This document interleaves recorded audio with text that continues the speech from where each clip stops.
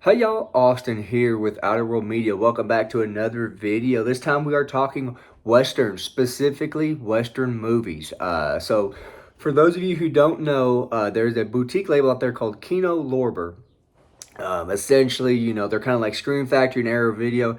They tend to do, they're not Criterion, but they do more kind of uh, classic movies, I guess is how you would describe it. I don't know. I just know that they have a decent selection of Western movies. So I got in on this sale. I've had 4 movies come in thus far. I have like 4 more, excuse me, shipping should be here within by, I believe, Monday. And then, sorry,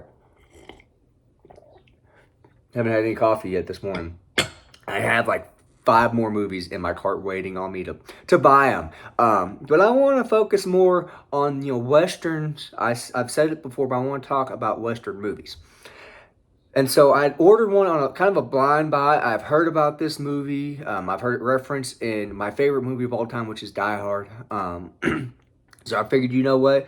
Let's do it. I had some saved credits on Amazon, so I bought it. I can't believe I've never seen this movie before. This was such a great movie, and now I understand why it's held in high praise, and that is High Noon, starring Gary Cooper and Grace Kelly. Also has VLAN Cleef in here, who is a he's great in westerns. He's an unsung hero in the western genre. I don't think he has a single speaking line here. He's still in the movie, so we're gonna count it. You may know him though from The Good, the Bad, and the Ugly and whatnot, and for a few more dollars. But I just want to talk about this movie real quick.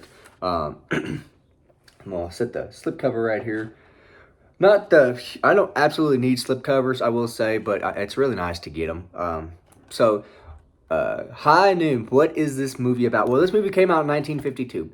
Kind of a little bit of background on this movie. I believe they wanted John Wayne to be in this film, and John Wayne turned him down. He said that it was un-American, the portrayal of the main character, which is slipping me. I'm so sorry, guys. I've only seen this. I just saw this movie the other day. Oh, what is it? What is his name? And I know there's going to be somebody in the comments that's going to be yelling and screaming his name.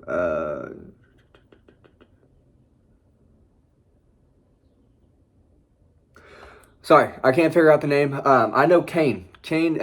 John Kane or something like that. Kane is the last name, so I'm gonna call him Kane. So essentially, Kane is retiring of being the sheriff of this town. It is his wedding day. He is about his wedding just happened when news comes and reports come that a man he put in jail and arrested 5 years ago got pardoned. He's on his way back, and so we kind of see everyone's instant reaction to hearing this news. Grace Kelly, who her character, she's like, who is this? Why is he important? What's going on? Whereas everybody else in the town knows why, everyone else is freaking out because it took a huge posse last time to bring this guy down. Um, so essentially, everybody's telling him to get out of town, get out of town. It's kind of not your responsibility. But Kane, being such a great character, and an outstanding citizen, and just realizing that his job, even though technically he's not sheriff anymore, he still has a responsibility to that town because he's the one that put him away. He is the cause for all the anger. He cleaned up the town, so he says, no, I'm gonna stay, and whatnot. So he does that. His wife is not happy. Grace Kelly's character, Mrs. Kane, is not happy. And so to try to give us a better idea, there's one scene in this movie, that they try to run home with the character that's coming, because we don't see him until he gets off the High Noon train. That is the deal. His compadres are waiting. His partners are waiting for the High Noon train. So he's supposed to be there at high noon. So we cut to a scene where Kane goes to see the local judge and whatnot. He's having a little bit of a hard time trying to rally up some people to help him and whatnot. And so he goes to the local judge and says, "Hey, you leaving town?" The judge says, "Yeah." The judge says, "You know what? I've been a judge here. I've been a judge in towns before this. I want to continue being a judge. I don't want to be killed. And Cain goes, how can you do this? You're a judge. You're a man of peace. Come on. You're supposed to, you know, stick here. You're supposed to stick with the town. And that's when the judge recites what the gentleman that's coming to town. I can't not remember his name, and I do apologize. Like I said, I just watched this movie a couple days ago, and I just had to mull over this movie for a day. But the judge essentially repeats what that guy told Cain. Essentially, he told Cain, I will come back. I will kill you for doing this. You will not get away with this.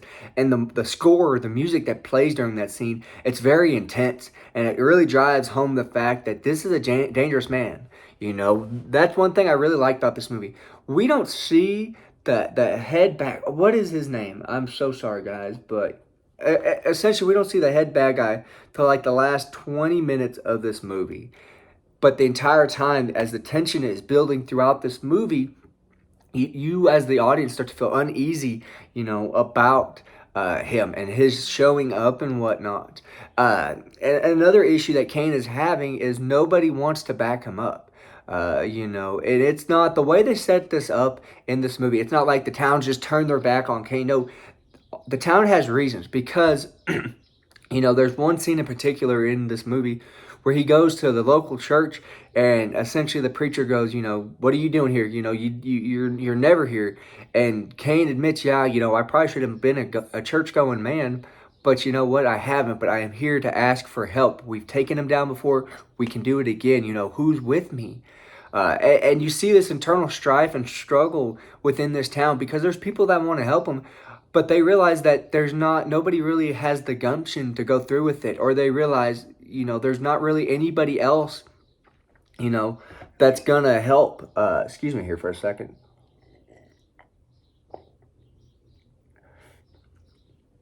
You gotta love black coffee first thing in the morning, guys. It's the only way to drink coffee. But again, we see this internal struggle within this town that there are people that want to help him, but they talk themselves out of it. There's one scene in particular that I really, really enjoyed. I don't know what character it was, what the actor's name was, but he's talking to Cain, and he's like, "Where's everybody else?" And I do apologize. There's going to be spoilers if you couldn't tell by now. This movie came out in 1952. Still recommend go watch it if you haven't seen it. But he's talking to Cain. He's like, "Where's everybody else?" And Cain goes, "It's just you and me." And the guy, you see, he literally talks himself out of it. And Cain just knows, you know what? You're talking yourself out of it. You're trying to justify it. Just go home to your wife and kids.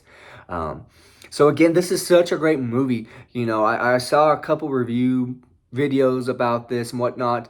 And, you know, they talked about how, yeah, you know, it's one guy against, you know, these 4 or 5 outlaws, these 4 outlaws and whatnot. But they didn't hammer home the fact that it's not like the whole town, like he's a shunned sheriff. I mean, everybody in this town says over and over throughout this movie, he's the best sheriff we've ever had, probably ever will have. You know, he turned this town around. He needs our support. But it's kind of that you really get to see, you know, how people really are, you know, where you can talk the talk, but can you walk the walk? And so, you know, after watching this movie, I'm a huge John Wayne fan. I didn't see what Wayne would have an issue with. As far as why he would call this movie un-American. I really have a hard time seeing that. I absolutely love this movie. This movie is a nice, like, hour and a half, hour and 25-minute movie, you know, and that's really nice because, you know, normally on some of these older Westerns, I enjoy my 2-3 hour long Western movies, you know, I enjoy the good, the bad, and the ugly, you know, the Searchers and whatnot. But when this movie, you realize he's coming on the 12 o'clock train, the high noon train. It's 11 o'clock. It's 10:30, whatever.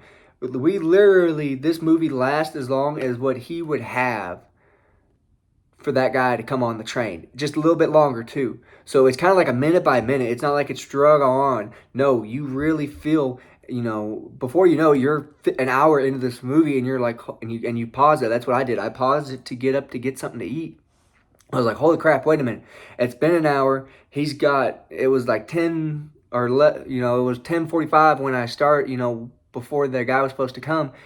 It's been an hour. The guy's supposed to be there in 15 minutes, and there's 15 minutes left of this movie. 15, 20 minutes left of this movie. This is a very tight movie. What I mean by that, there's no fluff. It's all meat and potatoes in this movie. It really is. This is such a great movie. I can't believe I've never seen this movie before. Like I said, I'd heard it referenced in Die Hard. John Wayne, talking to Hans Gruber, and you had that infamous line, John Wayne does not ride into the sunset with Grace Kelly, and Bruce Willis with his iconic line of, it was Gary Cooper, asshole.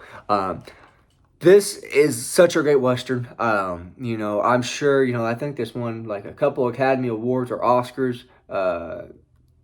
Such a great movie. Such a great movie. I will be honest, I didn't watch it on the 4K though. Before that came in, I was doing some looking, and it was on Amazon Prime. So if you have Prime, go and watch it. But I will say there's not a whole lot for special features on this. Well, I guess you get the making of High Noon and whatnot. But this is definitely one that I am so happy to own. This is probably one of the best blind buys that I've done, may have ever done. Again, because this is such a great movie. It's it's in black and white, so that's why I would recommend, if you have a 4K player, get this. It's like $20 I think right now. It might be down to like a little less. I'm not sure, but these 4Ks look really great in black and white. This is definitely one I see myself watching over and over and over again. I can really see my wife sitting down watching that with me. My wife's not the biggest fan of Westerns. But, she watched The Good, the Bad, and the Ugly the other day with me. So I'm sure I can get her to sit down and watch an hour and a half long movie. So like I said, High Noon. Should you watch it? Yes. Should you buy this movie? Yes. Even if you don't buy the 4K, go buy... excuse me one second here. Sorry. I need my coffee. Even if you don't buy the 4K, go buy the Blu-ray. Watch it on Amazon Prime. This is such a great movie. I don't know how the heck y'all haven't told me about this before. I don't know how I've never really been told you need to watch High Noon. I feel like this is one that goes under the radar. When you talk about, the best Westerns of all time, I have heard this come up, but I don't hear a whole lot of people just reference High Noon when it comes to Westerns. I mean, mostly they mentioned, the Man with No Name trilogy, John Wayne. I kind of feel like this is the black sheep of Westerns. I'm not sure why. It's such a great movie. But again, guys, that is my review of A High Noon. The last thing I will say, the ending of this movie, the last 10 minutes of this movie, the gunfight scene, if you will, it's very short. It's not super, super action-packed, which I didn't necessarily like to begin with, I'll be honest with you. But like I said, I wanted to give myself a day to think about this movie.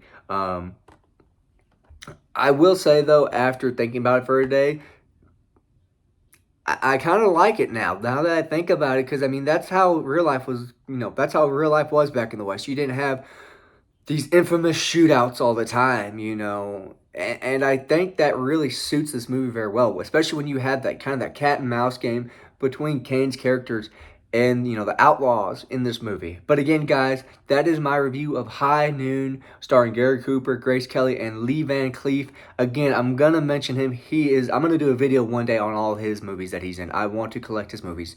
I feel like he's an unsung hero in the Western genre. But again, guys, High Noon with Gary Cooper and Grace Kelly. Go watch it. Go buy it. Get it any way you can.